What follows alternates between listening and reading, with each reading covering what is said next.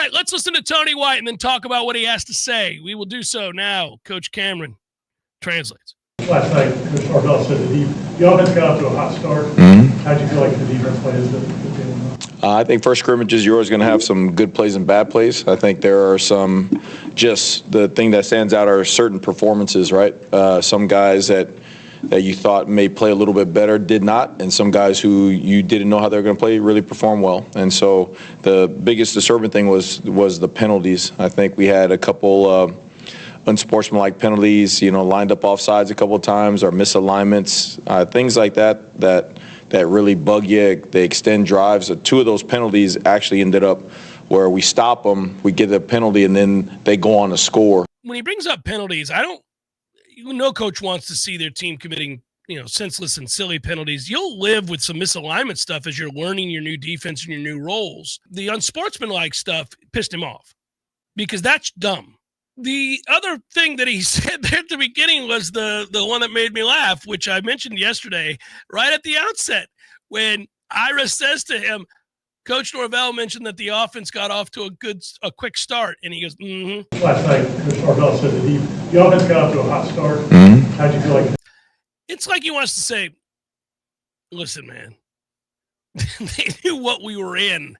I told them this is what we're doing this for Gus. Do you have an idea, though, how you want to do game day operations in terms of who will be on the field, who's going to be in the booth? Yeah, that was our first deal. The great thing with Coach Norvell is he wants to treat everything like a game, so that way we can always go back and correct things. So we tried that yesterday when we went out into Doak, and I thought the game day operation in terms of the set was okay. Again, I need to be better as coaches, directing the guys and making sure that our communication on the sideline and who's where and what needs to be better, more efficient. And but we're working through the process of finalizing that stuff.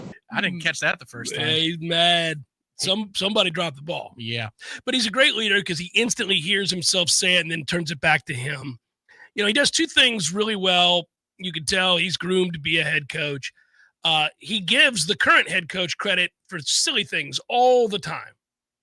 Every head coach in America, if they're worth a damn, are going to treat the scrimmages inside a Doak like a game. That's the whole point. The great thing about working for Coach Norvell is he treats these scrimmages like it's a game day, so we get to see how that's the point of it. Everybody does. High school coaches would do that. That's not special, but that's cool. That's smart. That's what you do when you're an assistant coach. So he does that. He shines a bright light and a positive light on the head coach whenever he gets a chance. And then the other thing is when he's about to criticize his underlings, he turns it around and says, I need to do a better job. Because if they did a poor job, he knows that in true leadership fashion, it means you failed them. You failed them. They would not have failed you had you not failed them. Had you not given them room to fail. The thing I like the most about it is that rage is still there. He's angry. Remember, the interview is a half a day later. I mean, that scrimmage wrapped up at 9 o'clock. Well, it's more than that. 15 hours after it happened, he's still fuming about whatever the quality control misstep was. Good thing they did it. And it was only 10 plays. Well, it's a good thing they did it 6 days into practice. I mean, what did you botch in 10 plays? Good Lord. Yeah, man, you can't have communication issues on game day. You can't, and I'm sure it was something that they had gone over, which is why he's angry about it, but he needs to go over it again. I mean, we didn't have enough sacks. I know that it's a combination of both coverage and guys getting up in the rush, working the different combinations of rushers. T-Night was throwing guys in there at different spots and all that stuff. So it's hard. Sperry, I mean, all those guys back. I knew that was coming, and I wanted to comment on it. I brought this up yesterday on the show. This happens a lot. I'm telling you now that the elusiveness of Sperry is going to piss off a lot of defenders. He's slippery. He's difficult. Like, he did some things to embarrass people in the scrimmage that I was at. Not just beat somebody to the edge and you're like, oh, he's faster than I thought, and all the other stereotypes, right? No. Dude's got wiggle. He's going to set you up and embarrass you. He broke ankles at the scrimmage I was at numerous times. And there was one play in particular, anybody that was there knows exactly what I'm talking to. When he got to the second level in space and a linebacker came up, curtains. It was just, I mean, I felt terrible for that player. I won't say his name, but he looked like a buffoon. We must have missed 5, 6, 7 sacks, but they're so mobile back there running around. So, which is great training for us because we're in this league. You're going to see a whole bunch of athletic quarterbacks. So we need to be able to contain the rusher, the passer a little bit better. We need to be able to control our rush lanes a little bit better, cover a little bit better. But again, it goes back to those individual performances. I mean, you expect James, in passing situations, you expect him to get sacks. Jaden, you kind of knew what kind of guy he was, but to actually go out there on the grass and let him run around, that was fun to watch. Juju, I mean, he was working himself in the shape and doing those things, and he showed up big time last night. Yeah, what's interesting about the Wynn comment, and that's who he's referring to when you hear him say Juju. Kevin Wynn. Yeah, so for the people that don't know, that's the nickname for the freshman, Kevin Wynn, the defensive tackle, nose tackle. He's a monster. He was a huge get. They were able to keep his commitment all the way through the disaster of last year. And when you consider he's coming out of the state of Georgia, as memory serves, I thought, oh, we're done. We're not going to get him. He's gone. This was a prized recruit. But at 6'2", 345, you thought, well, body type-wise, he might. Does he have that man strength yet? He's a young kid, despite being a giant for his size, for his age. Does he have it? And then you marry that with what we heard from Darrell Jackson up in Charlotte, where he said his hands are strong like me. He's talking about the same comparison in strength from a freshman to a senior. Is pretty amazing to hear Darrell Jackson say that. So I thought that was fascinating, and that gave me the first indicator that he might get on the field for more reps than we thought. Now the coach is telling you, yeah, he had to work himself into shape, which means he came in a little bit bigger than they would have liked, but he's pretty quickly gotten back to where he needs to be, and he's making plays. And here's your Jaden Jones comment rooted in reality, which is, Jaden, I thought he was a nice guy, hard worker, but, you get him on the grass and hey, okay. I was pretty surprised by what he was able to do. Right. I think that's a fair assessment of didn't expect anything. Yeah. Getting way more than I expected. I knew he was a great culture guy, knew he was a hard worker. But look at this. Look at old Jaden. That would be the energy if you and I were watching the game or any fans somebody in the was chat, making a play we didn't expect. Look at that. Yeah. Good for Jaden Jones. Yeah. Going out there and playing under the lights and getting the coaches out of there and just letting them go out there and play football, play instinctive, having to execute an assignment at the highest levels, that is going to show us, who has embraced that competition and who's ready to elevate themselves. Like I said, the Twins were wrecking shop in there. Juju. Like I said, Jaden stepped up his game. The linebackers did a great job. Like I said, Kai Bates did well. You expect Ed and Earl to do. You see guys rise up, and then you see some guys, quite frankly, ain't play good enough.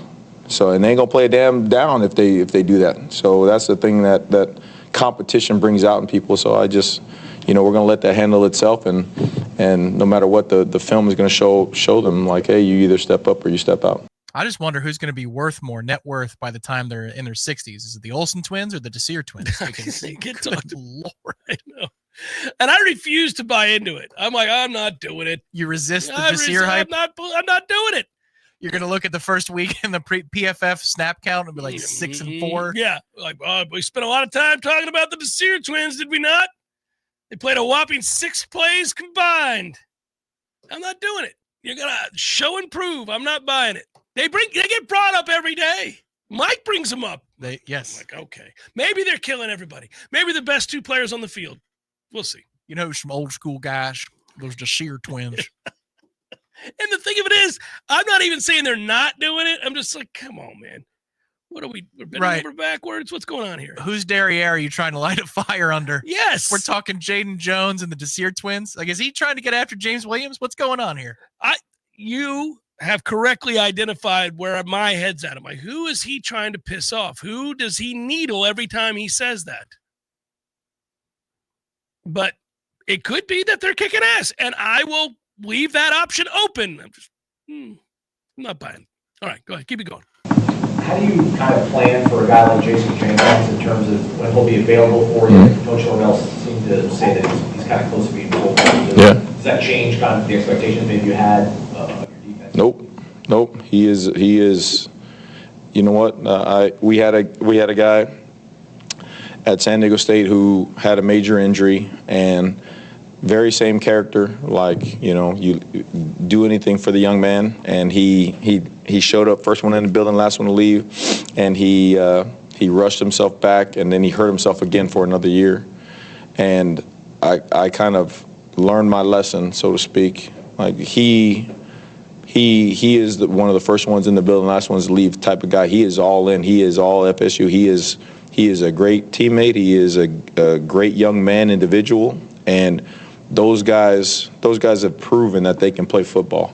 So you want to make sure that he goes out there. He's worked himself into a position to take that field healthy, and both physically and mentally, so he can go play his best ball. And Coach Norvell, I mean, again, credit to Coach Norvell. He was up for the scrimmage, and he's like, no way. He's like, no way, bro. Like, we ain't gonna do that. Like, let him get all the recovery, let him gain the confidence, let him gain the strength, and then, when he'll be back when it's time. So I think you've got no alternative but to believe that Jenkins is going to be a guy who plays very early in the season, and maybe even in this Alabama game, to be in a position to where he's talking about wanting to be out there in a scrimmage. He feels good enough to tell the coaches, play me, and they have to tell him, no, you're not playing yet.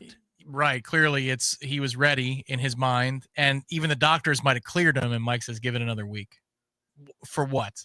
Like, for what? That you race it out to this position to get ready for scrimmage one? Give it another week, man. Like, it'll be okay. I know what you can do. You're a key part of what we want to do here. And you have some humanity here out of Tony White. I don't know if he enjoys a cocktail to close out the day or whatever. No, but here's what I'm saying. Clearly, he still thinks about whoever that kid is at San Diego State often. And the fact that he might have doubted whether or not the kid should play. Maybe he should play, maybe he shouldn't. Kid is telling him he should play. You can tell Tony feels a little bit responsible, even though I'm sure it has nothing to do with him. The one who makes the decision, yeah. But you can tell that Tony is haunted by the memory of this poor kid who was cleared to play, and he goes down, and he's thinking about that career. That career's over.